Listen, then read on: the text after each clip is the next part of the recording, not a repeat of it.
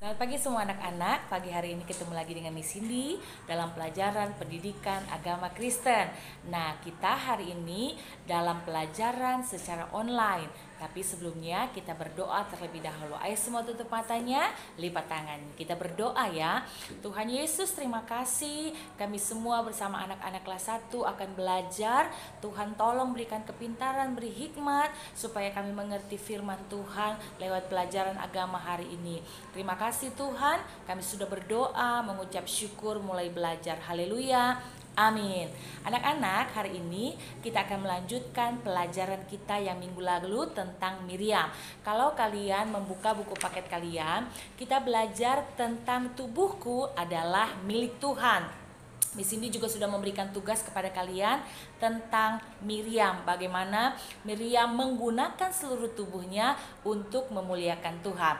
Hari ini Miss Cindy akan memberikan video kepada kalian untuk menjelaskan kegunaan anggota tubuh yang kalian miliki dengan memberikan contoh-contoh tokoh-tokoh Alkitab.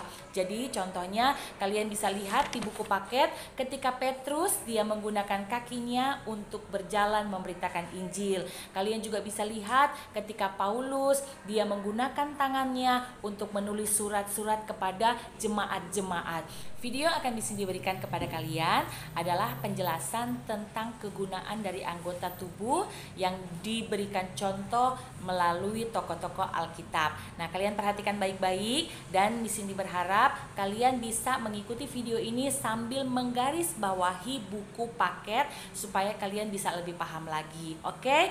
Nah, jangan lupa digarisbawahi ya supaya kalian bisa menjawab soal-soal yang akan Miss Cindy berikan. Bab 6, Tubuhku milik Tuhan.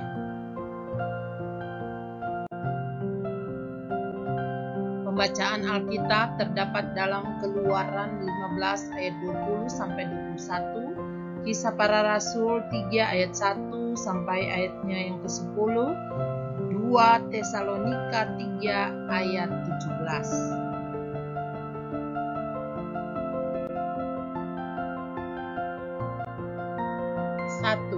Miriam memuji Tuhan. Setelah keluar dari Mesir, bangsa Israel tiba di Laut Teberau. Mereka tidak tahu hendak lari kemana, karena Firaun dan tentaranya mengejar mereka. Bangsa Israel mulai bersungut-sungut dan marah kepada Musa yang memimpin mereka. Lalu Musa berdoa mohon pertolongan kepada Tuhan. Tuhan bertindak membelah Laut Teberau. Bangsa Israel pun dapat berjalan menyeberangi laut itu. Mereka terlepas dari kejaran Firaun dan tentaranya. Setibanya di seberang, Miriam, kakak Musa, memimpin bangsa Israel untuk memuji Tuhan. Bangsa Israel bersyukur karena Tuhan telah berhasil menyeberangi laut dan juga membebaskan mereka dari kejaran tentara Firaun.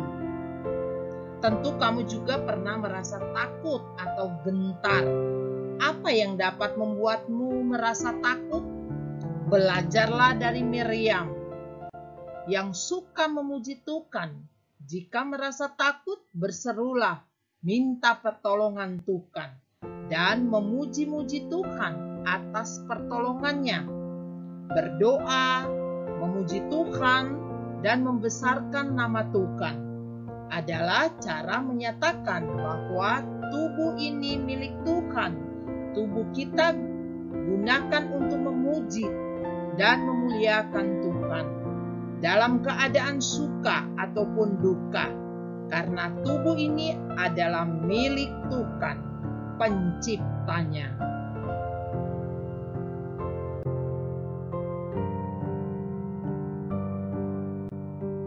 Dua, Petrus berjalan kaki memberitakan Injil.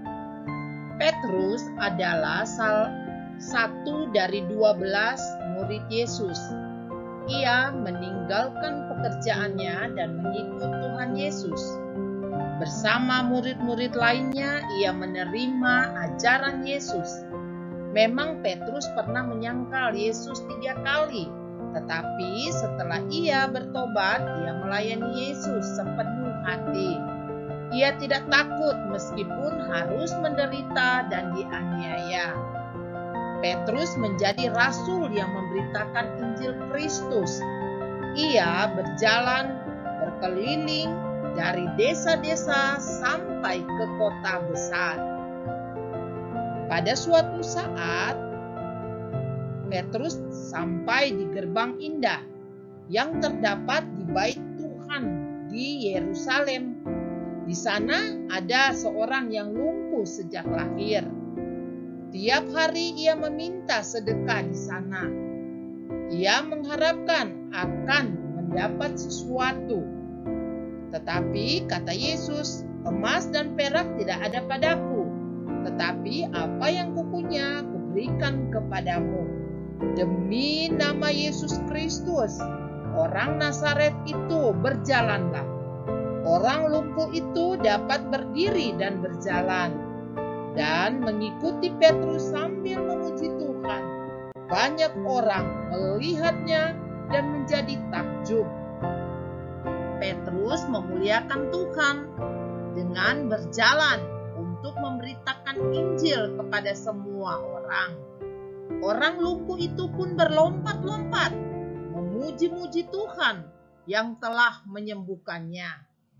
Aku pun hendak menggunakan kakiku dengan baik, rajin ke gereja pada hari Minggu, juga ke sekolah setiap hari, bermain, berlari, dan berjalan dengan baik, karena kakiku ini milik Tuhan.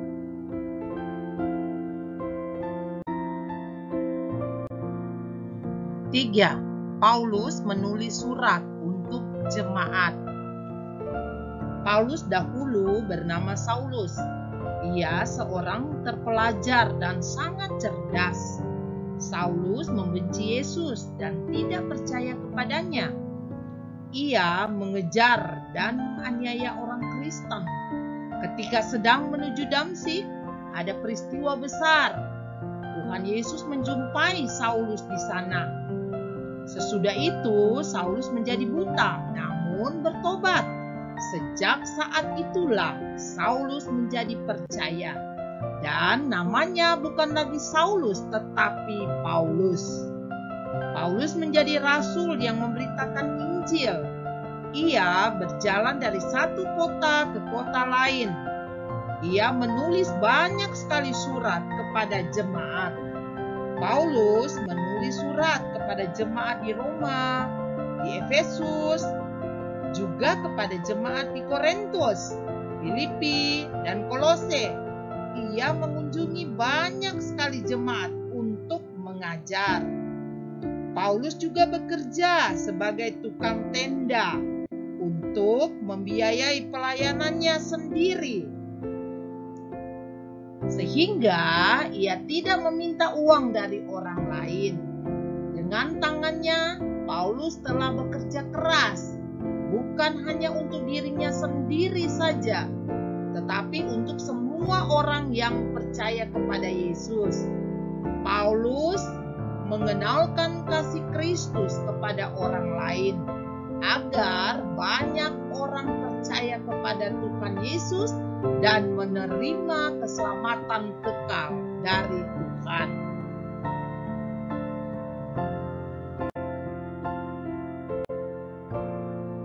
Aku akan rajin belajar. Aku pun dapat menggunakan tanganku. Aku akan rajin belajar dan bekerja keras, agar dapat menolong orang-orang di sekitarku, menjadi anak yang membanggakan orang tuaku, dengan hasil belajarku yang bagus setiap hari. Aku percaya Tuhan akan memberkati semua karyaku, baik ketika bekerja maupun ketika aku belajar.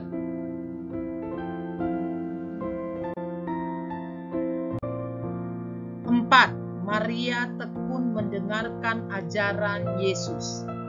Pada waktu Tuhan Yesus mengunjungi Maria dan Marta, Maria memilih tekun mendengarkan Yesus berbicara. Sedangkan Marta sibuk memasak makanan untuk Yesus.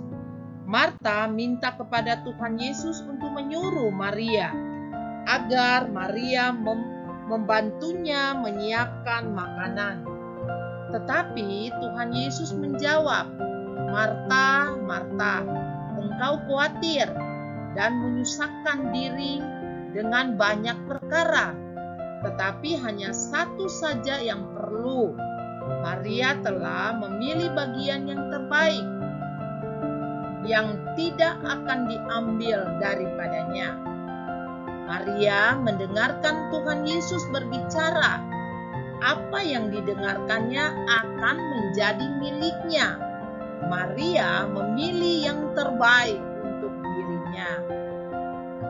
Aku pun ingin menggunakan telingaku dengan baik, mendengarkan guru mengajar atau menasihati, mendengarkan cerita Alkitab di gereja, mendengarkan firman Tuhan setiap hari, agar aku makin mengenal Tuhan Yesus yang baik.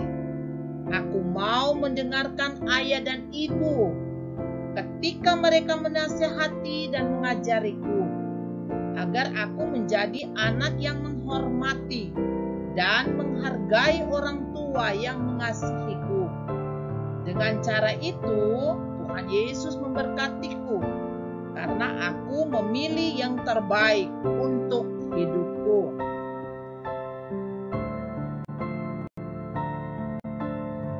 Lima, Sakius menerima Yesus di rumahnya. Sakius adalah seorang pemungut cukai. Ia tidak disenangi masyarakat karena pekerjaan itu. Bagi orang Yahudi, pemungut cukai adalah orang berdosa. Sakius ingin sekali melihat Yesus dari dekat, tetapi tubuhnya terlalu pendek untuk melihat, sementara banyak orang mengerumuni Yesus. Maka ia naik ke atas pohon hendak melihat Yesus. Namun Yesus menyuruhnya turun dari pohon, karena Yesus hendak menginap di rumahnya. Sakius sangat senang, sangat gembira menyambut Yesus di rumahnya. Ia menjamu Yesus dan semua murid. Ia juga menjadi percaya kepada Tuhan Yesus dan menerima Yesus di dalam hatinya.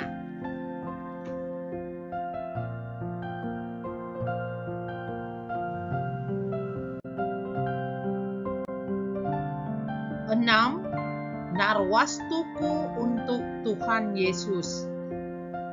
Ketika Yesus sedang berada di rumah Simon, datanglah seorang perempuan kepadanya.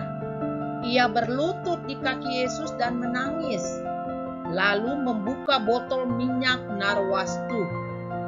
Ia meminyaki kaki Yesus dengan minyak itu dan menyeka kaki Yesus dengan rambutnya. Narwastu adalah minyak yang paling mahal. Pada waktu itu hanya orang kaya yang memilikinya. Harganya sama dengan gaji 1 tahun seseorang bekerja. Tetapi perempuan ini tidak peduli berapa harganya. Ia mau memberikan yang terbaik dari dirinya.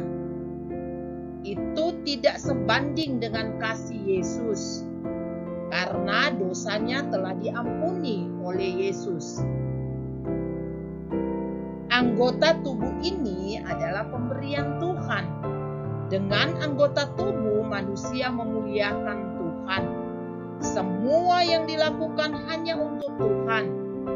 Jika memuji Tuhan, menyanyilah dengan baik. Jika kamu berbicara, berkatalah yang benar. Jika hendak bercerita, ceritalah kasih Yesus. Buanglah kemalasan, belajarlah sungguh-sungguh. Apapun yang dilakukan haruslah yang terbaik.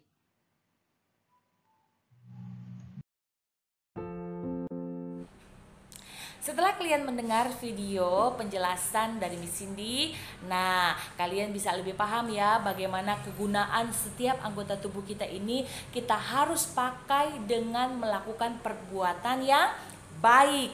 Baik itu tangan kita, baik itu kaki kita, seluruh hidup kita, telinga kita, mata kita, kita pakai semuanya untuk memuliakan Tuhan. Miss Cindy akan memberikan tugas kepada kalian soal-soal. Nah, soalnya itu Miss Cindy ambil dari dua tokoh. Yang pertama adalah Petrus, yang kedua adalah Paulus. Supaya tidak terlalu banyak ya. Nanti minggu depan kita lihat lagi tokoh-tokoh yang lain lewat soal-soal yang akan Miss Cindy berikan. Ya, oke anak-anak, demikian yang bisa Miss Cindy sampaikan kepada kalian. Tetap semangat, tetap percaya bahwa Tuhan Yesus selalu baik dan Tuhan Yesus akan selalu memberikan yang terbaik juga kepada kalian. Jangan lupa berdoa, jaga kesehatan, Tuhan Yesus memberkati.